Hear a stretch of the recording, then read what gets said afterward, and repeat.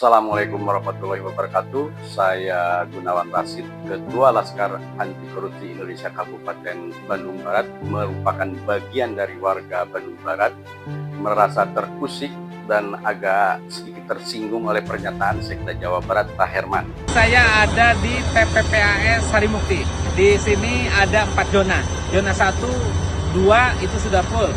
Zona 4 sudah tidak bisa digunakan, yang efektif sekarang hanya 1 lagi. Ini zona 3, ini zona 3. Tentu kapasitasnya terbatas. Makanya Pemda Provinsi Jawa Barat membatasi ritasi dari Bandung Raya dari 4 kabupaten kota. Setiap harinya maksimal 214 rit. Karena kalau tidak, ini akan overload dan kemudian tidak ada alternatif. Karena untuk zona 5 baru bisa selesai bulan Juni. Jadi 2 bulan ini kami ikhtiarkan bagaimana zona 3 masih tetap operasional. Karena itu input sampah dari Bandung Raya betul-betul harus disiplin di angka 214 rit. Pak Gubernur sudah menetapkan kebijakan sampah di pasar Gede Bage dan Caringin akan dibantu untuk diangkut ke Sarimukti. Di Gede Bage sudah selesai, 800 ton kurang lebih kami angkut ke sini. Demikian juga yang pasar Caringin sekarang sedang berjalan, kemungkinan menembus 1000 ton. Jadi 1800 ton tambahan ritasi dari Kota Bandung, ya sesuai arahan Pak Gubernur, kita amankan, kita tuntas. Tentang penyelesaian sampah di Bandung Raya, khususnya mengenai pengelolaan yang ada di Sarimukti. Perlu diketahui bahwa terjadinya pembuangan sampah di Sarimukti adalah kedaruratan. 2005 terjadi ledakan bencana di TPA Leuwi Gajah yang menelan korban kurang lebih 150 orang. Sehingga terjadi kedaruratan, makanya pembuangan sampah digeser dulu ke Sarimukti sementara. Dan itu tidak dipersiapkan persyaratan teknis apapun berdasarkan pernyataan dari Dinas LH Jawa Barat. Artinya kedaruratan. Landasan-landasan sampah itu betul-betul tidak dipersiapkan. Sehingga air lindi bisa kebuang kemana-mana. Nah, hari ini yang menjadi ironis adalah pernyataan dari Sekda yang menganaktirikan Bandung Barat. Bandung Barat hanya dibeli 11% atau 17 rit. Sementara Kota Bandung dimanjakan, bahkan ditambah kembali dengan pembuangan di Pasar Caringin. Artinya sudah lebih dari 160 rit. Ada apa ini Sekda Jawa Barat? Jangan hanya berbicara angin surga kepada masyarakat, berbicara membangun opini kebaikan kepada Gubernur Jawa Barat, padahal nyatanya banyak statement atau ungkapan oleh Kepala PSTR di depan Kepala Dinas, yaitu Bapak Ari Perdana pada waktu itu, yang mengatakan bahwa akhir November semua zona yang ada di pembuangan itu sudah full, tidak bisa menerima sampah. Karena perluasan itu menjadi penting. Tapi faktanya hari ini dipaksakan. Tapi kenapa untuk Bandung Barat selalu dikerdilkan hanya diterima 17 rit, padahal Bandung Barat hanya meminta 30 rit. Tidak diberikan ruang untuk diskusi pun. Kami sebagai masyarakat tentunya tersinggung karena ini adalah berada di wilayah Bandung Barat. Kerusakan lingkungannya itu dirasakan oleh warga Bandung Barat. Baunya sendiri ketika mobil melewati wilayah Bandung Barat, air lindinya yang jatuh di jalan, baunya oleh Bandung Barat. Tapi mana perhatian Sekda terhadap warga Bandung Barat? Jujur saja, sebetulnya ketika terjadi longsor itu sudah bisa diprediksi. Walaupun triggernya adalah hujan. Karena ketinggian di zona 3 itu sudah tidak bisa ditoleransi.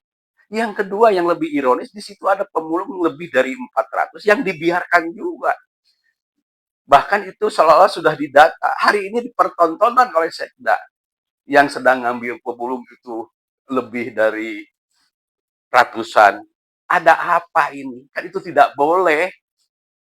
Ada orang karena resikonya kalau terjadi longsor, terjadi ledakan, nyawa yang 400 orang itu pasti akan jadi korban. Oleh karena itu, sebagai perhatian untuk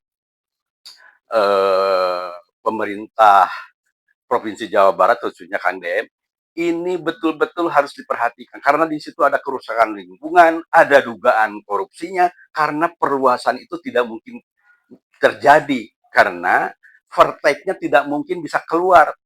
Sebab pengelolaan IPAL itu sampai dengan 30 Maret kemarin masih memperlihatkan kualitas air dari outfall yang nyampe ke sungai-sungai itu masih membahayakan, berbusa, hitam, dan bau. Kita juga punya jejak digital apa yang disampaikan Pak Awis. Kita juga punya jejak digital hasil investigasi kami langsung ke lapangan. Dan di situ dugaannya hanya dimanfaatkan oleh kepentingan-kepentingan atau kelompok-kelompok yang mengambil keuntungan. Yang ironisnya selalu Sekda memberikan opini yang seolah tidak ada masalah. Ini kan Sarimukti itu bukan solusi.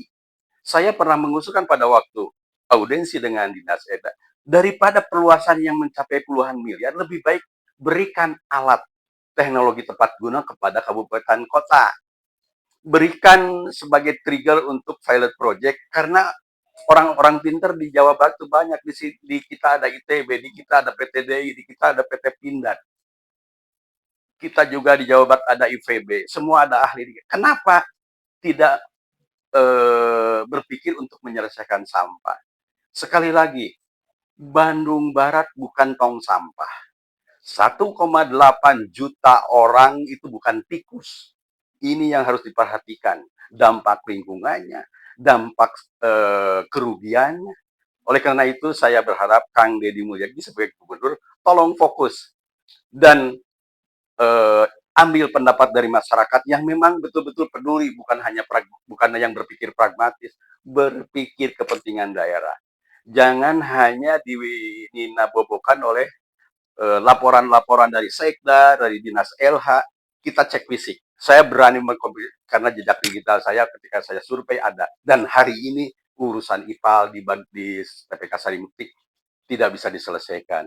Itu barangkali pernyataan dari saya. Mudah-mudahan ini menjadi perhatian semua pihak. Dan saya harap KLH pusat juga melakukan audit forensik terhadap kerusakan lingkungan. Karena ini sangat, kalau dihitung akan melebihi kerugian seperti di persoalan timah. Mungkin bisa ratusan triliun kerugian kerusakan lingkungan. Kemudian APH juga. Ini harus turun. Harus dikaji tentang berbagai macam proses, baik pengelolaan IPAL-nya maupun proyek-proyek yang terjadi di situ. Ini harus diusut. Karena Kang Deddy sudah punya niat baik, gubernur sudah membangun fondasi efisiensi yang cukup bagus, keberpihakannya cukup membumi kepada masyarakat. Jangan dirusak oleh staf-staf yang nggak jelas.